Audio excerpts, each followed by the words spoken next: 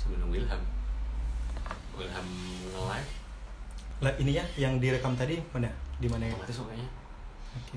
Ntar pas di end tuh dia Di save apa ini ya?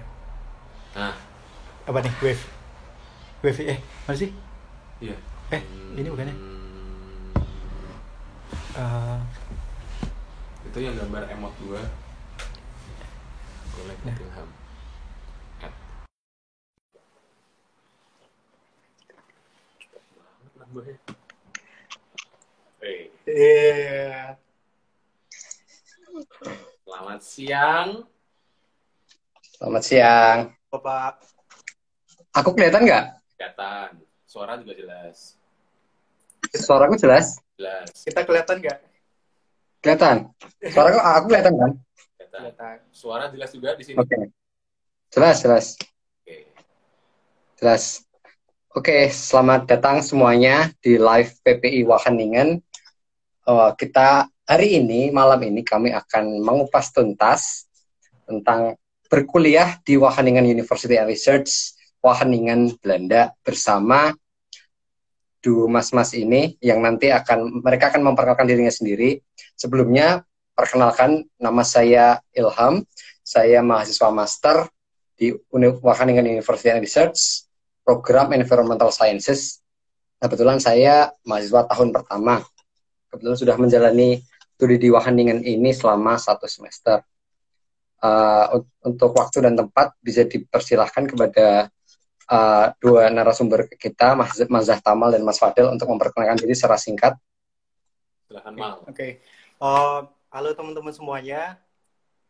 Oke, kenalkan nama saya Zahtamal. Saya di sini ngambil Master of Plant Science, sama seperti Bro Ilham. Saya juga intake-nya kemarin Februari tahun ini, dan ya tahun pertama kuliah di sini gitu. Udah, cukup sekian. Oke, halo teman-teman semua. Perkenalkan nama saya Fadel. Saya ambil jurusan Master of Environmental Sciences sama kayak Ilham. Dan saya juga intake Februari 2020, jadi ini masih tahun pertama. Cuman bedanya sama Ilham, kalau saya ambil track-nya, ambil spesialisasinya Environmental Technology. Makasih. Oke, terima kasih mas-mas semua. Dan kalau perlu saya tanya, mas-mas di sini dengan beasiswa atau apa ya? Kita berdua kebetulan sama-sama LPDP, cuman LPDP-nya kalau saya kemarin 2018 kebetulan. Kalau saya 2019. Jadi kita beda setahun penerimaan, tapi masuknya sama. Oke, terima kasih mas. Oke, jadi kemarin kita sudah membuka sesi Ask Me a Question di story PPI Wageningen, dan kami sudah mengumpulkan beberapa pertanyaan-pertanyaan yang mungkin kita bisa tanyakan sekarang. Sebelum mungkin nanti ada teman-teman yang bisa bertanya lebih jauh lagi di komentar di live IG ini.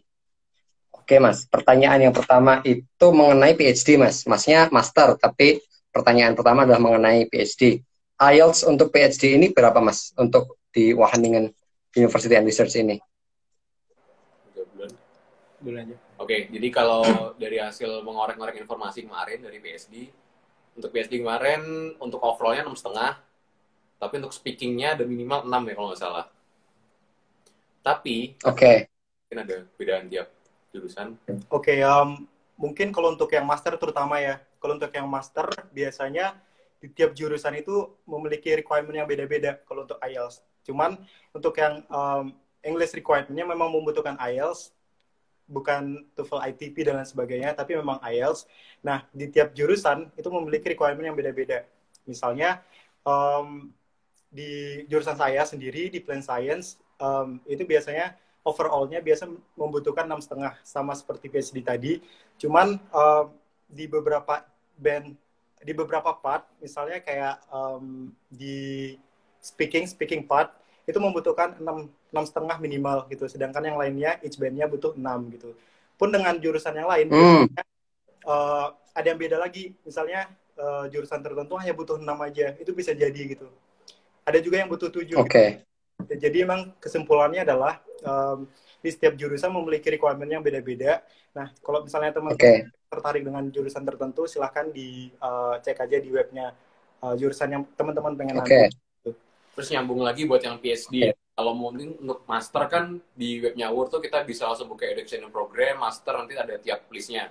Nah kalau untuk yang PhD yang tadi ditanyain, PhD itu bisa carinya salah satunya di vacancy. Jadi di Word itu ada list namanya kayak di menu bla bla bla vacancy, itu nanti ada list PhD per project-projectnya. Jadi mereka lagi butuh PhD untuk apa. Nah di situ bisa ada requirement-nya tuh. Mereka butuh yang IELTS-nya overall berapa, 7 atau 7,5, terus minimal speaking atau reading atau biasanya speaking atau itu sih, atau apa namanya satu lagi aktif tuh speaking, reading, writing. Biasanya antara speaking atau writing ada minimal. Itu beda-beda tergantung apakah dia type atau perlu yang sosial. Oke, terima kasih Mas, terima kasih banyak. Kita masuk ke pertanyaan kedua ya. Ini tips menulis moodlet atau motivation letter atau personal statement itu gimana Mas? Coba dulu. Kamu dulu aja. Mungkin Mas Tamal duluan bisa mulai. Sebenarnya sih kalau yang moodlet sih yang paling penting sih kita harus tahu yang previous background kita, apa yang kita lakukan saat sekarang dan nantinya gitu. Jadi ketiga-tiganya harus relate gitu. Gimana caranya kita bisa menghubungkan antara masa lalu kita sekarang dan masa depan kita gitu. Itu sih yang mereka lihat sebenarnya. Karena itu sangat penting sekali karena emang apa sih namanya? Salah satu yang menjadi dasar pertimbangan dari WUR itu sendiri kalau berdasarkan dari pengalaman teman-teman itu memang background kita yang sebelumnya itu sangat mempengaruhi apa sih namanya jurusan yang kita ambil nantinya gitu. Nah jadi kita tekankan di situ, perlu kita kuatkan di situ background kita sama yang nantinya apa sih namanya jurusan yang akan kita ambil nanti perlu dikuatkan. Pokoknya ada relate antara keduanya gitu. Oke. Sama nambahin yang tadi disampaikan Tamal ya, kan ada yang sebelum, saat, dan sesudah. Jadi memang biasanya untuk beberapa, gak cuma di KUR aja, ada beberapa universitas di motivation letter itu default-nya atau yang lazimnya dipakai, dia harus menjelaskan sebelum kita mau studi itu, kita udah pernah ngapain aja. Jadi kan kita kayak ngasih tau background kita dulu ngapain, entah dari studinya, maksudnya dari S1 kita dulu gimana, terus saat selama S1 kita ngapain, kita ada project apa aja, setelah lulus kita ngapain, dan atau mungkin udah pernah kerja juga bisa jelasin. Terus saat studi kita mau ngapain, kita ada course-course-nya kan di tiap jurusan, nanti bisa kita jelasin, oh aku nih tertariknya untuk course yang A karena ini berhubungan banget dengan backgroundku dulu. Atau bisa juga bilang bahwa di jurusan ini, terutama di track ini, ada profesornya nih yang kita incar karena dia pernah riset tentang apa-apa. Itu bisa juga. Dan yang ketiga adalah tentang sesudahnya. Sesudah di WUR ini kita nge-boost atau ngebantu dari karir kita yang mau ditempuh besoknya. Apakah di bidang yang mau kita tempuh di tesis atau mungkin ada dari networking segala macam dari WUR itu sendiri. Terus kalau tips satu lagi, ini dulu kepake juga. Sebenarnya contoh motivation letter tuh udah banyak banget kan di internet. Jadi dulu nih, contoh motivation letter Harvard itu bisa ketemu. Jadi ada contoh motivation letter yang dipakai sama anak-anak yang terima di Harvard. Nah itu bisa tuh kita perhatiin, oh jadi dia polanya gini, ini yang dia highlight, ini yang dia tampilin di motivation letter, itu bisa kita jadiin inspirasi. Iya, sama satu lagi sih, sama kayak yang Fadel bilang tadi ya, misalnya kayak di WUR misalnya lebih fokusnya ke research ya. Jadi hampir semua jurusan itu mesti ada risetnya gitu. Nah jadi sebisa mungkin teman-teman bikin di motivation letternya, kira-kira pengalaman riset teman-teman itu apa gitu. Dan ada nggak kira-kira pengalaman riset teman-teman yang nantinya berhubungan sama background yang sebelumnya, yang sesudahnya gitu. Jadi intinya perkuat riset teman-teman gitu. Itu cukup meyakinkan. Oke, terima kasih. Jadi kalau bisa saya rangkum, tips membuat motivation letter itu dikaitkan antara pengalaman yang sudah pernah, course-course yang sudah pernah diambil, atau riset-riset yang sudah pernah dilakukan dengan apa yang akan dikerjakan di masa mendatang. Bagaimana Wageningen University and Research ini membantu karir teman-teman semuanya ke depannya, seperti itu ya. Benar sekali Mas. Oke. Ya, oke, terima kasih Mas. Oke, pertanyaan selanjutnya nih Mas. WUR itu di Wageningen University and Research ini apakah bisa postpone acceptance period atau defer LOA Mas? Nah ini sepertinya Fadel udah pernah ngalamin ya Del ya? Saya dulu pernah ngalamin, jadi karena dulu saya awalnya ngincer untuk intake September 2019. Tapi karena selama perjalanannya belum dapat beasiswa, akhirnya terpaksa saya undurin tuh. Nah, tapi bedanya dari beberapa universitas, kalau universitas lain kan ada yang dia bisa langsung bilang ke student advisor atau mungkin bilang aja email ke kampus, oh saya mau mundur nih, defer sifatnya. Kemarin tuh saya bilang gitu ke WUR, mereka bilang bahwa di sini sifatnya itu withdraw dan reapply. Jadi LOE yang udah saya punya di September 2019 itu dicabut, kayak di cancel, terus saya daftar lagi untuk intake yang Februari. Jadi sesimpel itu kita, dan batasnya kan nggak ada batas, jadi ya misal kita misalnya September mau nggak bisa nih, nggak ada beasiswa, terus mau mundur Februari, ya udah September dicabut, kita coba Februari lagi. Februari belum dapat nih, ya udah Februari bisa dicabut, kita ambil lagi untuk September. Nah, yang tricky di sini adalah karena sifatnya reapply, berarti kan ada masukin berkas-berkasnya lagi. Nah, pasti itu IELTS kita dan segala macamnya, berkas-berkas pendukungnya berlaku atau enggak. Alhamdulillahnya waktu itu saya sampai Agustus 2020. Berarti kan masih bisa tuh untuk mundur ke Februari. Nah, tapi misalnya saya belum dapat beasiswa, saya perlu nih ke September atau mungkin ke Februari tahun depan. Kan IELTS saya udah expired. Itu yang jadi tricky. Jadi iya. Benar sekali. Jadi kesimpulannya biasanya di WUR itu ada intake-nya 2 kali 1 tahun, itu yang Februari sama September. Jadi kalau misalnya teman-teman pengen yang Februari nggak jadi, maka bisa di-reply nanti yang September kayak gitu. Tapi itu nggak semua jurusan. Ada jurusan yang di September aja. Kebetulan jurusan science, plant science, apalagi ya, bioteknologi, engineering itu Februari buka. Yang ada jurusan jadi reapply tadi melalui website kampus atau website apa ya? Masuknya dulu saya lewat kampus, cuman nanti akan di-refer ke StudiLink namanya. Jadi kayaknya di Belanda itu saat semua universitasnya, kayaknya pakainya emang satu pintu, namanya StudiLink. StudiLink. Pengen ngupload dokumen-dokumen yang dibutuhkan tadi, yang requirement yang dibutuhkan tadi, biasanya dalam satu pintu namanya StudiLink gitu. Uploadnya. Baik, StudiLink. Ini masuk ya. Pertanyaan selanjutnya ini banyak ditanyakan nih Mas. Untuk masuk WUR, apakah perlu cari supervisor dulu untuk keperluan beasiswa, untuk keperluan tesis, atau apakah perlu kita menghubungi supervisor dulu? Coba jawab ya. Karena WUR ini sistemnya combine ya, jadi ada coursework sama research. Kita nggak perlu butuh supervisor terlebih dahulu untuk sebelum kita daftar ke sini gitu. Karena memang untuk yang tahun pertama kita memang 1 tahun pertama kita lebih fokus untuk kuliah seperti biasa di kelas, praktikum dan lain sebagainya. Nah untuk yang tahun kedua nanti baru fokus di risetnya gitu. Nah sembari teman-teman, sembari kita nunggu risetnya nanti, untuk tahun pertama kita bisa approach calon supervisor kita, kira-kira yang kira-kira yang ada interest profesor yang sama dengan interest kita yang mana gitu. Nanti kita bisa approach profesor tersebut, supervisor tersebut gitu. Jadi kesimpulannya kita nggak harus untuk nyari supervisor terlebih dahulu untuk daftar di WUR. Dan itu dulu pertanyaan yang saya tanyain langsung ke WUR waktu mau daftar ke WUR. Saya ngirim email ke student advisor, saya perlu approach ke profesor nggak? Dia bilang, si student advisor di WUR bilang dengan tegas, nggak perlu, nggak usah, kamu daftar aja. Nanti untuk urusan kamu dengan profesor siapa-siapa, nanti urusan waktu mau tesis aja, dia bilang gitu. Jadi tidak perlu ya untuk meng-apply ke WUR, tidak perlu menghubungi supervisor lebih dahulu. Pertanyaan selanjutnya itu sebenarnya cara dapat housing itu gimana sih Mas? Di Wageningen itu apakah gampang atau susah? Atau housingnya seperti apa sih sebenarnya? Itu Mas di housing ya? Iya, di housing. Iya. Jadi kalau di sini itu, kalau misalnya di Indonesia kan kita kayak tinggal nyari ada yang terima pos putra, terima pos putri segala macam, ntar mungkin yang punya rumah. Kalau di sini itu di Wageningen wajarnya umumnya ada namanya kayak maklar housing. Ada namanya idealis, ada namanya kamernet, ada segala macam lagi. Nah kebetulan yang kami tempati ini, yang Tamal tempatin dengan ini kamarnya Tamal, ini pakainya idealis.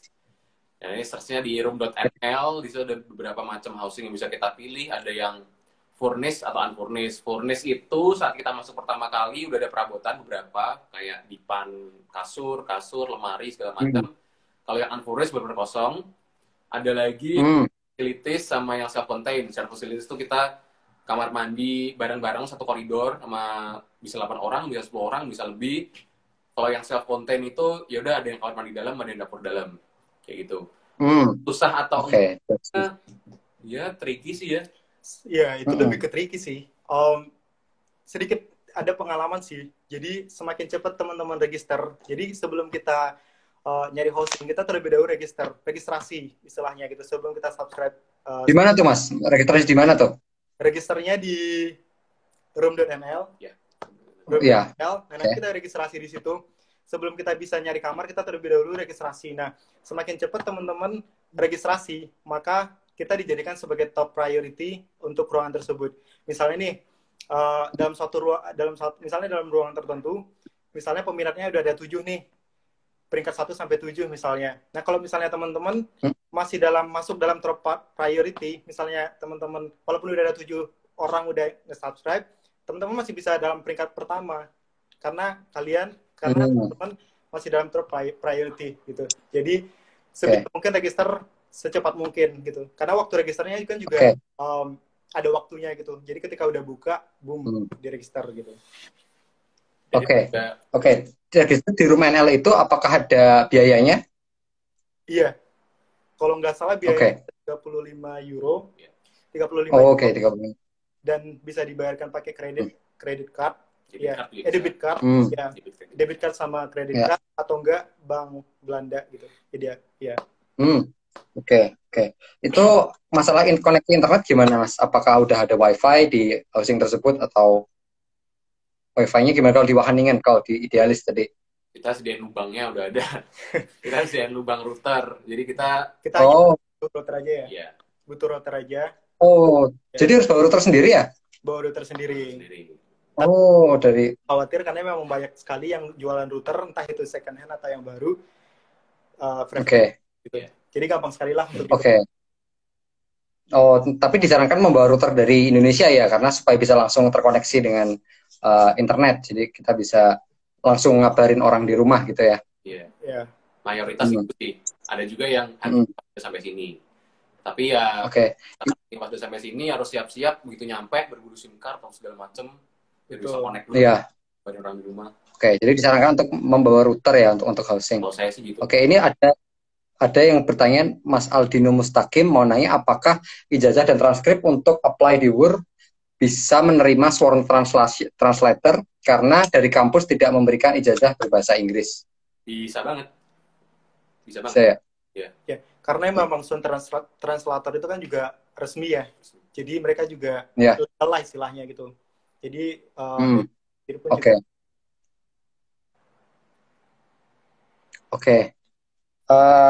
pertanyaan selanjutnya nih Mas, apakah ada syarat menjadi alumni top 5 university di Indonesia untuk bisa diterima di WUR?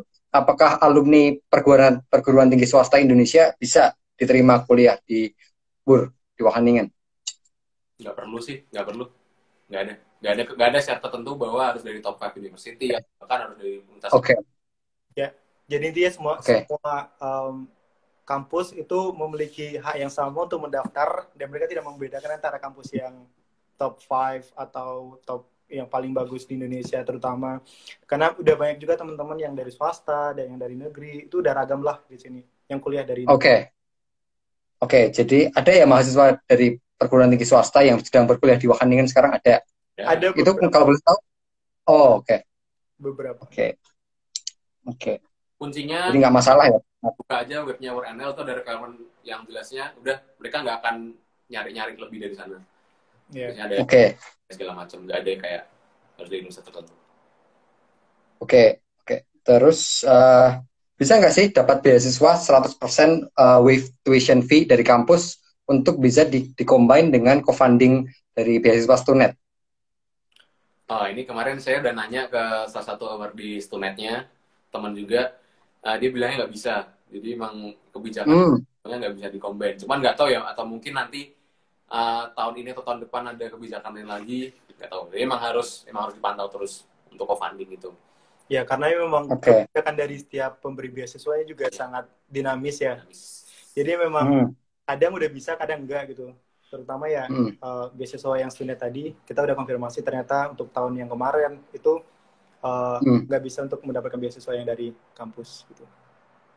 Oke. Oh, ini ada yang tanya nih, kira-kira living cost di Wageningen itu berapa ya dalam sebulan? Living cost, sebenarnya sih kalau living cost itu tergantung dari pribadinya masing-masing ya. Tergantung dari Hmm, orangnya masing-masing. Tapi hmm, jika kalau misalnya di compare sama kota-kota lain, misalnya kayak Delft atau Leiden yang ada di Belanda, itu Wageningen itu bukan termasuk sih, yang paling murah lah jika dibandingkan sama yang oh, paling murah. hmm. Kalau misalnya cerita, Mungkin bisa, kalau misalnya dengar-dengar cerita sama teman-teman, ada yang memang satu minggunya itu cuma 20 sampai 30 euro doang gitu oke, untuk 20 sampai 30 euro kali 4, berarti sekitar 120 euro untuk keperluan belanja gitu ya. Ya. Saat, betul. Nah, Terus kalau housing itu kira-kira berapa, Mas? Housing range antara 250 sampai ada yang 400 mungkin. 300 400 gitu. Oke, Tapi kalau jadi general 270 itu sangat yang paling kebanyakan itu 270 gitu. Nggak nyampe lah 300 gitu. oke. 300 ya. Saya kebetulan ya. Oke, tapi mungkin bisa diceritakan sedikit, Mas, sebenarnya Wageningen itu kotanya seperti apa sih? Kok bisa Mas Tama bilang salah satu yang paling murah tadi? Emang Wageningen? Bisa dikatakan Wageningen itu kotanya kecil. Saya juga yakin itu bisa dikatakan kota apa enggak. Karena memang dan tapi kalau menurut saya pribadi sih emang enak untuk ditinggali karena memang emang pedesaan ya, emang desa gitu. Tapi tetap nyaman gitu. Jadi kalau misalnya untuk lingkungan perkuliahan ini sangat nyaman gitu. Jika dibandingkan dengan kampus-kampus yang lainnya memang metropolitan, kota, dan UR ini memang kecil gitu kampusnya. Oke. Terus ada pertanyaan lagi nih dari Nida Azkia. Kak, di perpusnya lebih banyak buku berbahasa Belanda atau bahasa Inggris ya, Kak? Oh, sebenarnya sih nggak tahu sih lebih banyak kan yang mana. Cuman kalau misalnya gampang sekali kalau misalnya menemukan buku-buku yang berbahasa Inggris gitu. Dan gampang juga menemukan buku yang dalam bahasa Belanda gitu. Jadi kalau misalnya ditanya mana, tidak pasti. Tapi kalau misalnya mau nyari buku yang bahasa Inggris itu sangat gampang gitu. Oke. Itu termasuk buku online ya, buku digital ya, e-book gitu. Buku digital. Sebenarnya sih dari perpustakaan punya fasilitas sendiri. Jadi teman-teman kalau misalnya mau download jurnal, buku, atau misalnya sumber-sumber referensi yang lainnya dari kampus-kampus top dan biasanya kita berbayar dengan puluhan dolar, itu di sini kita bisa dapatkan gratis dengan menggunakan akun Word. Dan itu setelah kita menjadi mahasiswa gitu. Jadi aksesnya sangat dipermudah ketika kita ingin mendapatkan sumber atau publikasi-publikasi yang memang bagus gitu. Jadi jangan khawatir. Termasuk yang bahasa Inggris. Ini pertanyaan berikutnya mungkin lebih dikhususkan kepada Kak Fadel karena ada yang bertanya, saya berminat untuk studi di MSc Environmental Sciences. Adakah yang bersedia kira-kira dari kakak-kakak di PPI Wageningen untuk proofread motivation letter saya? Kira-kira ada nggak tuh Kak yang bersedia proofread itu? Nah, biasanya kalau untuk urusan proofread LOA itu approach-nya lebih personal sih. Jadi misalkan si penanya ini dia mungkin punya kenalan yang udah kuliah di MSc Environmental Science, bisa coba di email atau mungkin di kontaknya L3 atau LinkedIn segala macam. Proofreadin. Karena dulu pun saya kayak gitu. Dulu saya dari scroll aja gitu PPIW, terus ada mas-mas yang kuliah di sana, saya ajak kenalan, saya jelasin saya dari universitas ini, bla bla bla. Saya mau minta tolong kalau misalnya berkenan dan ada waktunya, saya mau minta tolong di proofreadin. Tapi yang biasanya kadang orang salah adalah dia langsung ke PPIW-nya, jadi langsung ke DM PPIW-nya. Nah, kalau saran saya, prosesnya mungkin bisa lebih personal. Terus sama, sebenarnya nggak harus langsung ke anak MUR dan MSc Environmental Science secara spesifik sih. Bisa juga kita ada dosen atau ke senior yang juga udah mungkin luar negeri, atau mungkin ada juga kita punya mentor, mungkin guru IELTS segala macam yang paham tentang struktur writing segala macam itu bisa. Banyak jalan.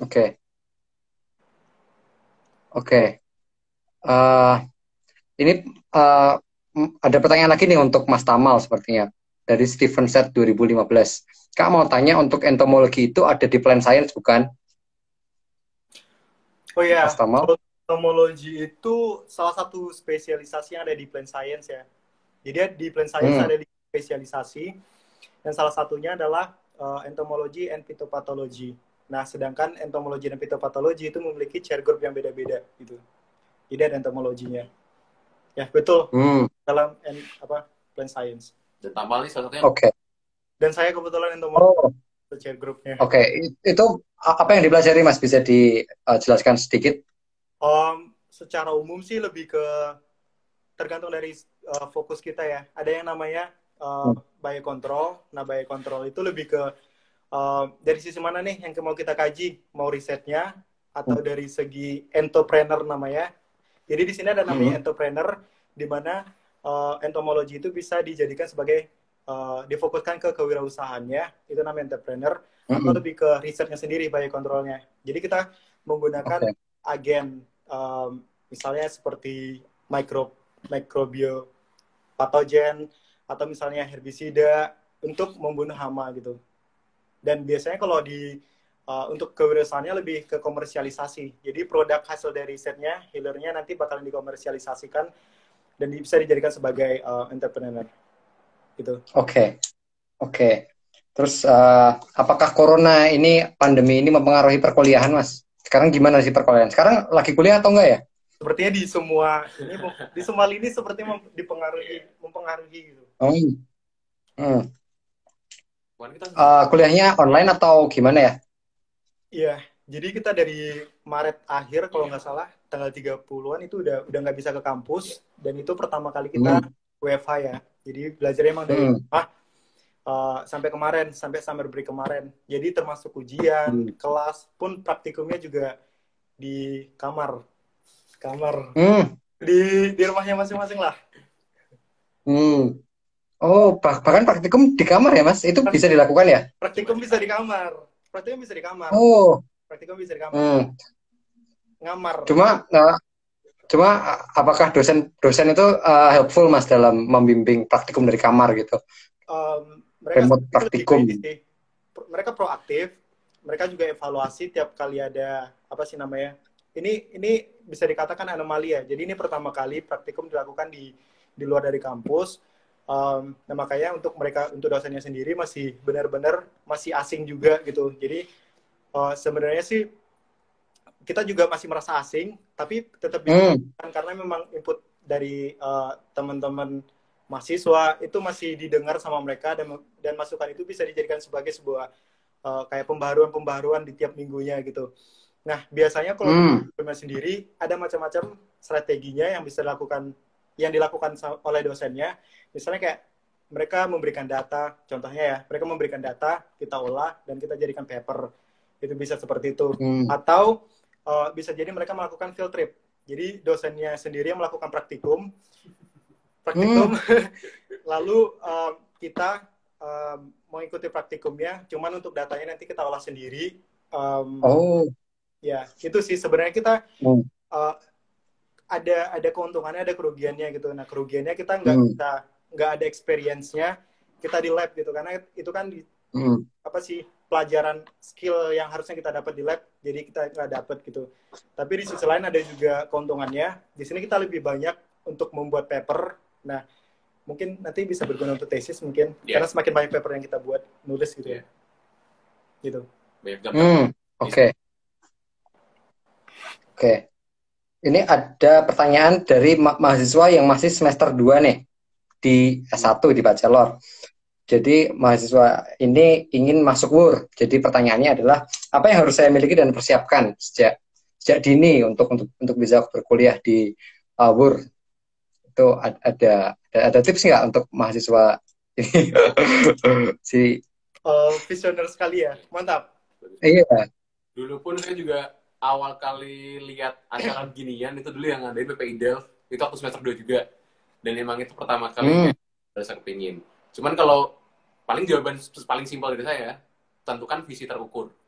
Jadi boleh bermimpi, tapi jangan lupa untuk ukur juga mimpi kalian. Bikin namanya target jarak pendek, target jarak menengah, target jarak jauh. Dan mungkin kalau untuk nasihat paling basicnya adalah ya selama kuliah itu jangan habiskan untuk untuk belajar mengajar aja, tapi ada juga mungkin di balance dengan organisasi, atau mungkin ada proyek-proyek sosial, ada tawaran riset, atau mungkin ada dari senior ada ngajakin, yuk mau nggak collab untuk nulis paper segala macam, bisa dicoba ambil juga. Nanti pengalaman-pengalaman yang kalian punya itu pada saat kalian lulus bisa jadi portofolio kalian, bisa masuk ke CV segala macam, bisa masuk ke motivation letter, bisa kalian ceritakan di interview, dan bisa jadi bekal kalian ini nanti. Jadi segala usaha kerja keras kalian yang kalian lakukan selama semester 2 itu bisa berguna saat libur nanti. Jadi intinya jangan sedikit nambahin aja sih, seperti yang dibilang sama Fadil, yang adik-adik yang nanya sekarang ini juga itu udah langkah awal ya. Langkah awal ketika itu salut saya. Sepertinya semua orang yang terutama ya yang scholarship biasanya ikut-ikut seminar, pameran dan lain sebagainya, itu semua itu bisa menjadi motivasi juga untuk kita gitu. Setidaknya dari situ kita ada gambaran gitu. Nanti persaingannya seperti apa gitu. Nah, dari situ mungkin bisa aturlah strategi gitu. Kira-kira yang mereka butuhkan apa sih? Apa skill apa yang ada di saya yang mereka pengen nih gitu. Nah, dari situ bisa satu persatu bisa diraih gitu. Sama jangan yang paling penting adalah opportunity. Jadi ketika di kampus akan banyak opportunity. Entah itu dari dosen, entah itu dari teman sebaya, entah itu dari kakak angkatan, baik itu riset, project dosen, asdos dan sebagainya. Itu akan banyak sekali gitu. Jadi diambil aja gitu. Jangan terlalu fokus untuk akademik di kampus saja, tapi untuk riset dan organisasi itu juga penting gitu. Dan menurut saya sih untuk beasiswa dan kampus juga membutuhkan itu. Jadi pinter-pinternya membagi waktu ya, antara jangan hanya berfokus di bidang akademis saja, tapi bidang non akademis dan bahkan riset tadi. Ngomong-ngomong membagi waktu nih, ada pertanyaan dari Oasis Daze. Kak, boleh nggak share experience time management membagi waktu antara kuliah dan organisasi, karena kakak-kakak ini tergabung dalam PPI Wageningen. Jadi bagaimana sih cara membagi waktunya antara kuliah dan berorganisasi, Kak? Kebetulan kalau saya di PPIW masuk ke divisi Medcominfo. Untuk prokernya sendiri saya pegang sosial media. Nah, biasanya kalau sosial media itu saya jadwalin untuk postnya adalah di jam pagi, siang, dan sore. Jadi udah kalau misalkan untuk full untuk proker, untuk pagi, siang, sore. Dan itu misalkan ada kuliah pagi, ya udah nanti pagi saya kuliah dulu, baru nanti fokusnya ke siang sama sore. Cuman yang jelas nggak akan malam, karena malam nanti saya kasih untuk yang urusan kuliah sama tugas-tugasnya. Tapi itu untuk saya nggak tahu kalau untuk Tamal mungkin gimana. Kalau untuk saya kebetulan karena memang masa pandemi juga ya Kak, kemarin ya. Jadi memang prokernya juga nggak yang begitu banyak kemarin-kemarin. Cuman belakangan ini memang banyak sekali proker, terutama di summer break sekarang gitu. Cuman biasanya untuk masalah organisasi biasanya lebih kita fokuskan ketika weekend doang gitu. Jadi weekend aja kita lebih banyak di situ. Cuman kalau untuk yang weekday-nya kita lebih fokus di kuliah aja gitu. Oke. Kasih semuanya. Lanjut ke pertanyaan selanjutnya nih. Pertanyaan yang cukup simpel nih Mas sebenarnya. Berkas-berkas untuk mendaftar itu apa sih, sehingga kita bisa dapat LOE itu? Berkas-berkasnya apa yang dibutuhkan? Sebenarnya sih sama kayak general ya, general kampus pada umumnya ya, terutama yang di Europe. Yang jelas sih ijazah, transkrip yang udah ditranslate ya, yang udah ditranslate. Sama English. Nih, yang paling penting nih English provinsi. English provinsinya jangan sampai IELTS. Kalau IELTS ya, karena memang di Word menggunakan IELTS. Jadi pastikan requirement yang mereka butuhkan kita harus penuhi gitu. Jika di bawahnya sudah dipastikan sudah nggak diterima gitu. Nah, kalau misalnya terus motivation letter. Nah, itu juga menurut saya sih penting sih, karena mereka melihat apa sih namanya? Melihat ya itu tadi yang background kita, apa yang kita pengen capai nanti di sini, itu dari situ semuanya. Gitu, dan kebanyakan dari ini sedikit ini ya, pengalaman aja ya. Jadi kebanyakan teman-teman yang nggak kurang beruntung masuk di WUR itu biasanya ada dicantumkan kenapa nggak keterima gitu. Dan kebanyakan dari teman-teman di LOA-nya mereka menyantumin bahwa background sebelumnya itu tidak begitu relate dengan jurusan yang diambil gitu. Itu sangat tidak linear. Itu sangat krusial sih karena memang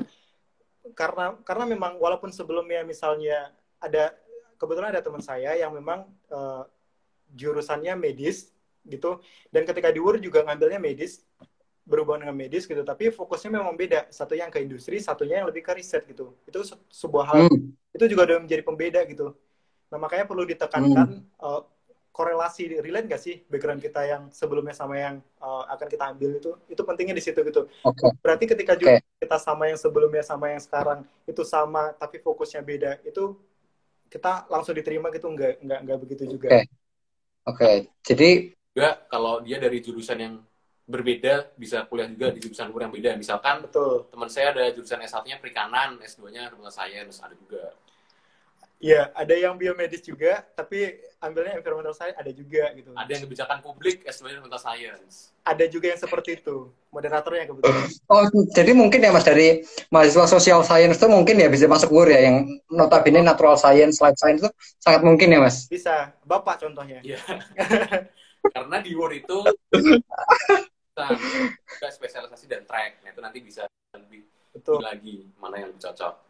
Terus lanjutin tadi yang untuk requirements, kan tadi udah ada ijazah, transkrip, English proficiency test, ada mathematics letter, ada lagi CV. Oh CV, oke. Ya, untuk tahu portofolio kita apa aja. Paspor butuh nggak Mas?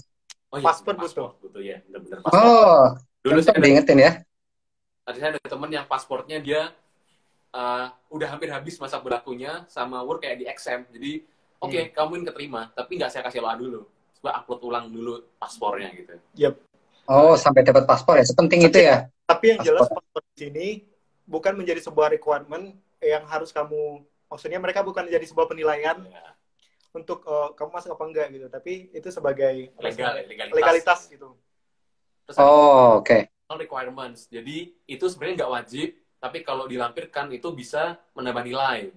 Misal paper-paper yang kita punya, list publikasi, surat rekomendasi. Apa lagi ya, portofolio mungkin, project-project, mungkin bikin desain, apa bisa. Dan saran saya, kalau memang bisa upload itu, mending upload aja deh. Karena buat apa ngincer yang maksimal kalau kita bisa kejar yang maksimal. Tuh. Mantap sekali Mas Fadel. Terus nih, tadi kan berbicara mengenai nggak linear nih, kan katanya ada temennya yang dari social science bisa masuk ke UR nih. Nah ini ada yang bertanya, dari pertanian masuk ke food tech itu bisa nggak? Kenapa? Pertanian masuk ke? Di pertanian ke food tech, jurusan food tech. Bisa aja. Kan seperti yang dijelasin tadi ya, walaupun misalnya nggak linear, ketika kita bisa meyakinkan di motivation letternya terutama, itu bisa-bisa saja. Gitu.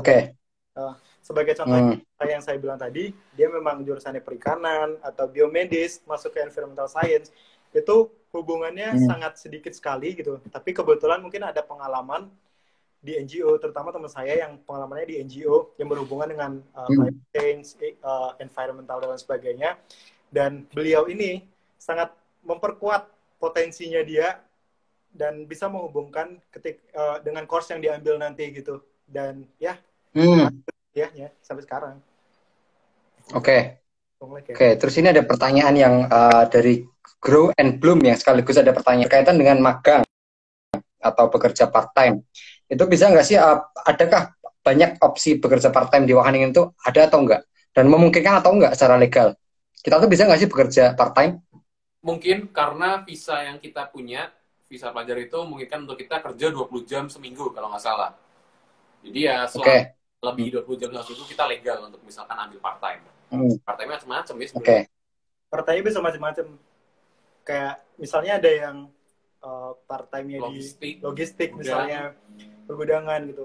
Itu bisa aja. Public service gitu. Public service. Karena kalau orang kan pasti menyita waktu ya. Ya. Tapi kalau dari pengalaman teman-teman sih banyak juga yang kerja misalnya kayak di kafe. Ya.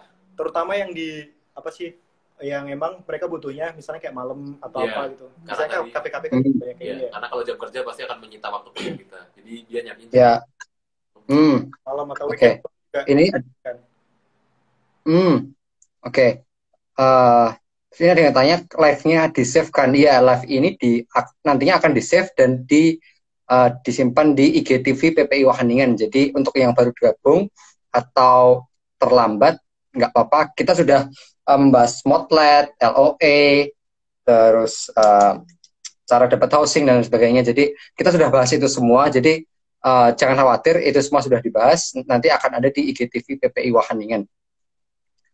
Semoga Oke, lancar. pertanyaan berikutnya nih. Beasiswa untuk bachelor ada nggak ya? Untuk S1 bachelor. Kemarin karena kita sama-sama master dan bachelor Indonesia, jadi kita nggak tahu secara persis, tapi kita udah riset. Jadi kemarin kita udah nanya ke anak bachelor, kalau dari Tamal kemarin bilangnya nggak ada. Ya. Sumber yang ditanya Tamal bilangnya nggak ada. Terus kalau aku tanya ke satu anak bachelor, dia bilang ada, khusus untuk anak internasional, bachelor internasional, cuma dia parsial. Terus tadi co-funding gitu ya? Aku cek ke websitenya WUR, emang dia nggak secara gamblang menyebutkan scholarship atau fellowship sih. Kayak kalau di master kan dia langsung gamblang nih awal. Ini ada scholarship, ada fellowship. Nah kalau di bachelor tuh dia nggak gamblang menyebutkan itu. Tapi tadi saya nemu ada link, dia nge-refer ke namanya tuition fee reduction. Khusus untuk tuition fee reduction 2021. Itu untuk tahun KSC, bisa didiskon. Untuk KSC mungkin kita nggak tahu ya ada hubungannya sama pandemi ini atau enggak, tapi untuk di websitenya sendiri katanya ada reduction untuk tuition fee-nya. Itu bukan LA ya, bukan living allowance ya, tapi lebih ke tuition fee-nya, reduction-nya 50%. Diskon bahasanya. Oke. Nah, tadi kan beasiswa untuk bachelor. Nah, sekarang beasiswa untuk PhD, apa ya kira-kira yang direkomendasikan? Kalau PhD banyak beasiswanya, karena di sini banyak. Ini nggak tahu bahasa yang benar atau enggak, tapi kalau nyari beasiswa PhD di WUR itu rasa-rasanya kayak cari kerja, karena link yang diberikan adalah vacancy. Jadi di WUR itu vacancy yang disebutkan tadi ya. Jadi kayak ada lowongan pekerjaan sebagai PhD, nanti ada tema-temanya beda-beda. Misalkan butuh nih orang yang mau sebagai PhD candidate untuk tema ini, nanti akan ada biaya sih apa ya namanya, kayak gaji atau dia dapat grant berapa sayang berapa, jam kerjanya berapa segala macam, itu ada di websitenya. Dan itu ada banyak banget bisa dilihat.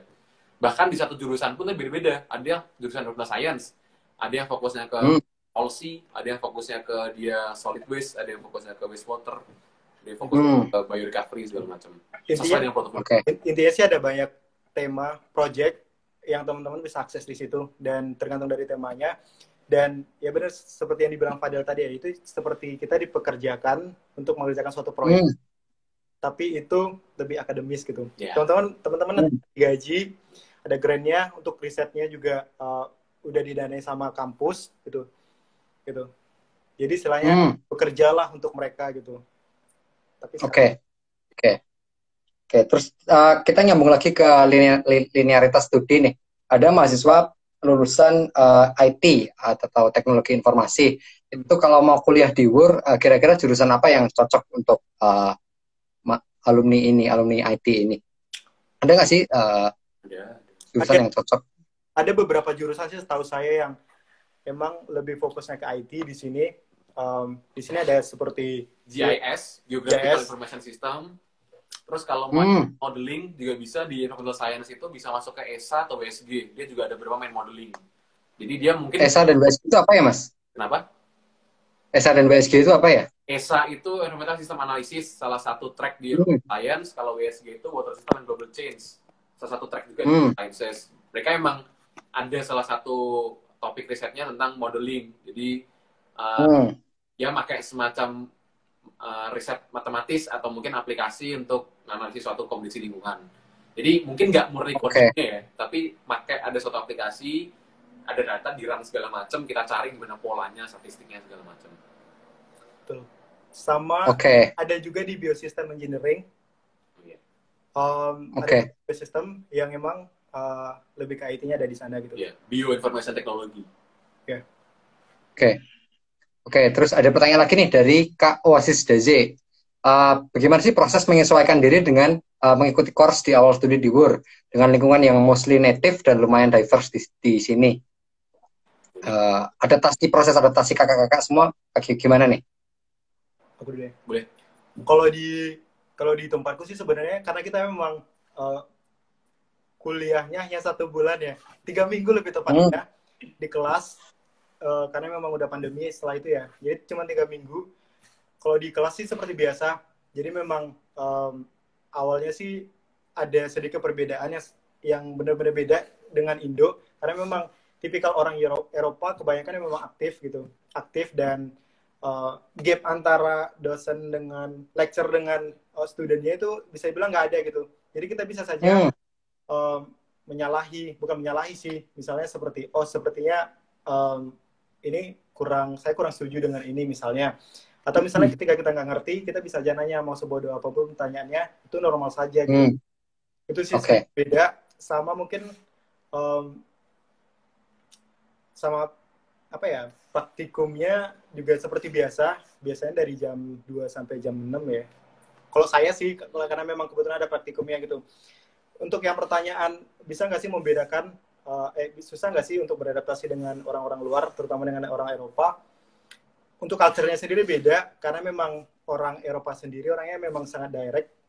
Jadi memang ada banyak sekali tugas-tugas, misalnya group work, yang memang kita melibatkan student yang lain yang berasal dari mahasiswa internasional gitu.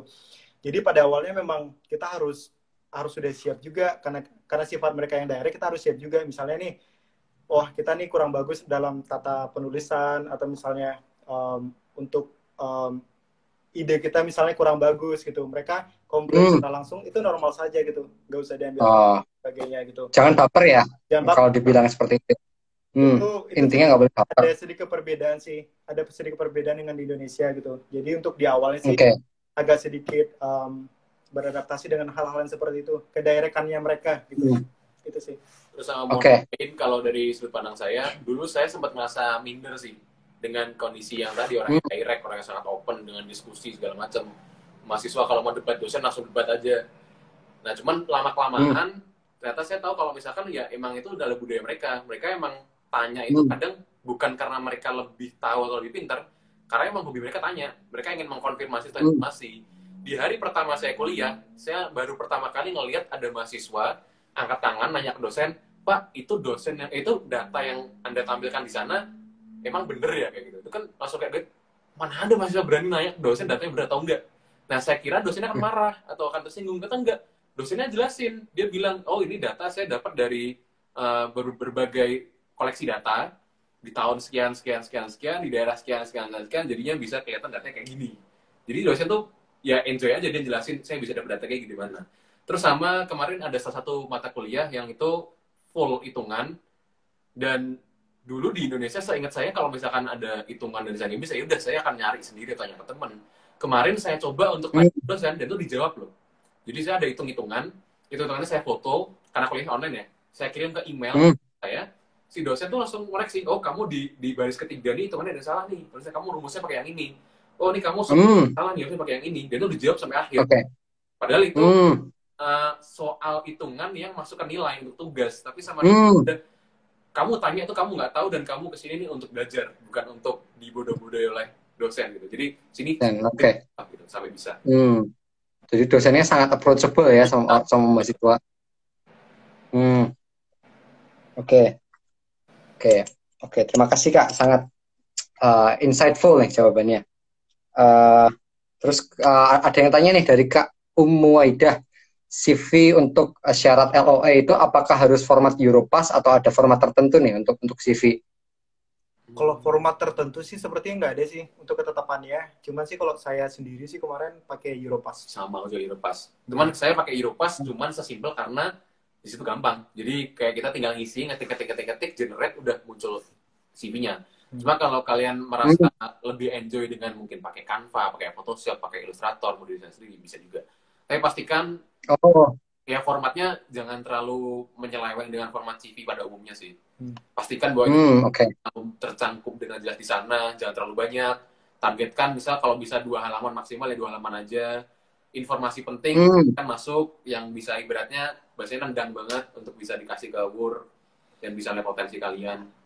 Organisasi, kalian mungkin punya sebuah organisasi, tapi kalau kalian merasa cuman 3 atau 5 yang kira-kira menjual banget, ya udah masukin 3 atau 5 aja. Jangan sampai 10 organisasi masuk, 20 kepanitiaan masuk, tapi kalian nggak bisa masukin publikasi project lainnya. Jadi pilah-pilih, desain lah CV kalian dengan informasi. Sebenarnya sih lebih ke apa namanya? Kira-kira yang bisa menjual kita untuk masuk ke WUR itu sebenarnya harus kita tekankan di CV-nya gitu. Jadi nggak yang perlu 3, 4, 5 lembar gitu biar kelihatan keren atau apa tuh, itu justru malah itu pusing kayaknya ininya, reviewernya melihatnya gitu.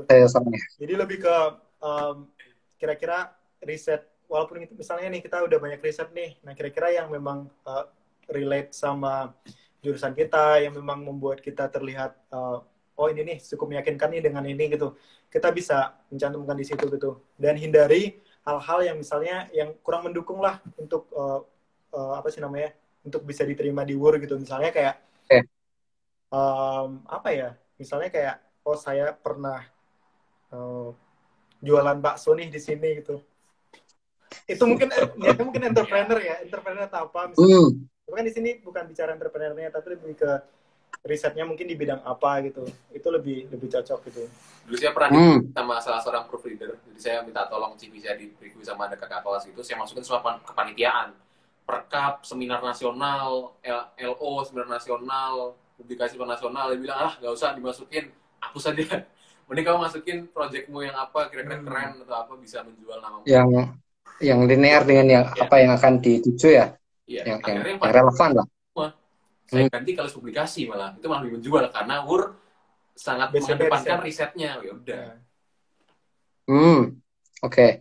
Nah, terus ini ada pertanyaan dari Kak Muali yang ingin Mas tertarik dengan ESA nih, Environmental System Analysis nih.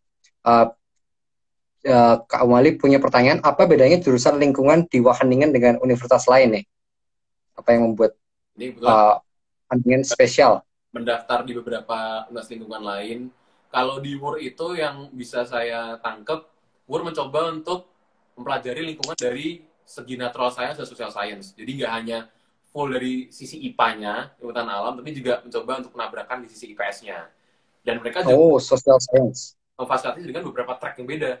Kalau emang pengen yang IPA banget nih, mungkin nggak mau berurusan dengan yang ada social science-nya, bisa masuk ke ET, Environmental Technology. Sehingga akan belajar reaktor, ada perhitungan kekekalan energi dalam energi terbarukan, segala macam yang full fisika, kimia, biologi lah. Tapi kalau misalkan teknik ya, condong ke social science, ada environmental policy, economics, atau kalau yang mau ada dikit-dikit masih nyampur-nyampur, ada yang environmental system analysis, system global change gitu. Sedangkan kalau waktu itu di UK ada yang dia lingkungan, tapi dia cuma mau fokus ke manajemen nih. Environmental Management and Governance, udah. Jadi course-nya selama setahun, Management and Governance, nggak akan bisa nemuin namanya efisiensi reaktor, bioreaktor, itu nggak akan ketemu. Ada juga di Belanda juga, di satu universitas, dia emang full-nya ke perairan. Jadi, bukan perairan sih, kayak hidrolika. Jadi dia nggak akan bisa nemuin namanya bioreaktor, ya nemuinnya bakal mekanika fluida, hidrolika, gimana caranya ngatasi abrasi segala macam dari tembok laut segala macam. Oke. Jadi kalau misalkan mau lingkungan, jangan lupa cek course-nya dan risetnya. Jadi nanti bisa tahu deh dari tiap kampus tuh lingkungannya gimana karakteristiknya. Oke. Jadi karena kita memasuki 5 menit terakhir, jadi ini beberapa pertanyaan terakhir ya. Jadi kalau teman-teman semua masih punya pertanyaan, mungkin bisa segera disampaikan. Dan kakak-kakak mungkin bisa menjawab dengan lebih brief lagi, lebih singkat lagi, tapi juga tetap harus menjawab. Ini pertanyaan mengenai riset tentang kesuburan di lahan marginal itu seperti apa sih, dan apakah memungkinkan membawa sampel tanah dari Indonesia untuk diteliti di WUR? Kalau untuk sampel tanah sih, kalau menurut saya untuk kalau untuk cuman riset aja itu bisa, cuman ada perizinan-perizinan yang harus dilalui gitu. Ada beberapa perizinannya. Cuman setahu saya yang nggak boleh itu justru yang misalnya kayak mikroorganisme atau misalnya yang dibawa dari Indo lah, misalnya yang emang dikomersialisasikan. Jadi Hmm. itu sangat dilarang karena itu masuknya adalah karena itu udah masuk by privacy gitu. Jadi Hmm. bisa jadi tuh bisa gitu. Cuman itu peribetan apa untuk registrasi dan perizinannya akan sangat ribet karena itu udah hubungan antara bilateral dua negara gitu. Tapi kalau untuk Hmm. bisa-bisa saja, tapi mesti ada prosedur yang harus dilakukan. Dan mungkin jawaban Tuh. yang Oke. itu lagi, ada jawaban tambahan lagi, konsultasi ke supervisor dulu untuk tesis. Itu kan pasti untuk tesis ya, untuk penelitian. Dan nanti dari supervisor tesis, dia mau bantu nggak nih untuk perizinan segala macamnya, atau dia emang udah nggak usah repot, ya udah berarti nggak boleh. Tapi kalau misalnya dia bilang oke nggak apa, kita coba gitu, ya oke berarti boleh. Hmm. Pokoknya Oke. diri Anda dengan Harus proaktif ya. sebuah tim gitu. Oke. Nanti Ya, oke. Jadi kalau saya menyimpulkan dari jawaban-jawaban sebelumnya, sebenarnya kalau mau tanya untuk proaktif itu sebenarnya sangat bisa ya. Untuk bahkan sebelum menjadi mahasiswa WUR itu sangat bisa untuk bertanya dulu seperti apa sih kuliah di WUR, dan ya pertanyaan-pertanyaan lain, karena studi advisor, dosen pembimbing itu mereka approachable sekali ya, dari cerita-cerita kakak-kakak semua. terus tadi yang tanah marginal ya, yang itu mungkin lebih bisa. Kemudian kami nggak ada yang dari soil science. Menurutku itu lebih cocok ke soil science. Mungkin kalau emang mau tahu lebih lanjut lagi, bisa dicek di website-nya WUR, Education and Program, terus master, nanti ada master soil science, ada spesialisasi dan track, bisa dicek salah satu. Nanti ada namanya research track. Nanti ada list semua tesisnya, bisa dilihat di sana, Ctrl F langsung keluar semua. Dan bisa nanti sana ada listnya tuh sih, guru besarnya siapa, Kalau misalkan mau ngobrol lebih lanjut, bisa tanya ke mereka langsung. Oke. Yang saya lakukan juga waktu mau daftar ke WUR. Saya dulu penasaran dengan suatu topik, ya gitu caranya. Oke. Ini mungkin pertanyaan terakhir nih, dari Kak Dasea Fata untuk beasiswa nih. Apakah gimana sih beasiswa LPDP tahun 2020 ini apakah dibuka karena Kak Dasea Fata ini mau masuk ke WUR Intake Februari 2021. Jadi kalau untuk LPDP seperti apa nih Kak, tahun 2020 ini? Apakah ada atau? Kalau itu bukan ranah kita juga sebenarnya ya. Itu cuman kalau setahu saya dan Fadel itu belum ada informasi untuk LPDP 2020 gitu. Dan saya belum tahu gimana progresnya di LPDP, pihak dari LPDP sendiri gitu. Karena kita memang tidak terlalu begitu paham dengan sistemnya di LPDP dan kondisi LPDP itu sekarang gitu. Gitu. Kalau misalnya kemarin sempat ada juga, saya mantau di IG-nya LPDP, ada yang nanya langsung ke adminnya juga bilang gitu. Ya untuk sementara kita belum ada info lebih lanjut tentang LPDP 2020 nih. Silakan ditunggu aja gitu. Mungkin sebagai alternatif mungkin bisa nyari beasiswa yang lainnya. Kan banyak sekali beasiswa-beasiswa yang tujuannya ke Belanda. Misalnya kayak Stunet, Orange Tulip, sama banyak sekali beasiswa-beasiswa selain LPDP sebenarnya gitu. Yang memungkinkan bisa dibuka juga ya. Bisa jadi. Bisa jadi. Gak ada yang tahu sih. Pandemi ini unpredictable. Iya, ya itu kesulitannya ya mencari beasiswa di masa pandemi seperti sekarang. Karena kita sudah 1 jam, tepat 1 jam, saya mengucapkan terima kasih dulu nih kepada Kak Zahtamal dan Kak Fadel atas waktunya yang berharga di siang hari ini yang cukup panas ini. Terima kasih banyak sudah sharing-sharing. Sama-sama Kak. Semoga menginspirasi. Mungkin kalau ada pertanyaan lebih lanjut bisa nge-DM PPI Wageningen untuk diarahkan mungkin ke, misalkan saya pengen punya mentor Kak Fadel nih, mungkin bisa diarahkan oleh PPIW IG Kak Fadel itu apa, atau email Kak Fadel itu apa gitu, tentunya dengan izin Kak Fadel atau juga Fadel IM namanya. Ya, Fadelin bisa. Oh iya. Oh iya, ternyata Mas Fadel sudah mau tuh, Fadel IM ternyata nama IG-nya. Oke. Saya mengucapkan terima kasih banyak dan sampai jumpa lagi. Sampai jumpa. Fanedah. Dadah. Todzien. Fanedah. Bye-bye. Bahasa Prancis. See you. Sesi berikutnya. See you. Ya, kalau ada sesi berikutnya. Nanti banyak ada di post yang PPIW, komen aja Kak, ada lagi gitu. Iya, request aja lagi. Sesi berikutnya apalagi temanya silahkan di komen di bawah. Ya, komen aja. Ya. Oke. Dah. Dan Bye. live ini akan disimpan di IGTV PPI Wageningen ya. Oke. Dadah.